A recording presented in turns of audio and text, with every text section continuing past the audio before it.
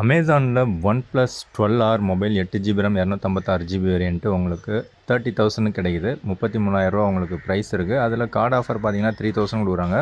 So 30,000க்கு இந்த mobile பார்த்தீங்கன்னா உண்மையிலே ஒர்த்தான ஒரு டீல் அப்படின்னு சொல்லலாம். ஸோ இந்த மொபைலில் ஒரு நண்பர் வாங்கி அதில் பார்த்தீங்க அப்படின்னா ப்ளூ டாட் இருக்குன்னு சொல்கிறாரு பவர் பட்டன் பக்கத்தில் டிஸ்பிளேயில்.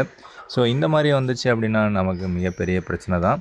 ஸோ இருந்தாலும் ஆஃபரில் கிடைக்குது அப்படின்னும்போது ஃபர்ஸ்ட் ஆஃப் ஆல் அது ஆஃபரில் வந்து பழைய மொபைல் தான் சோல்ட் அவுட் பண்ணுவாங்க.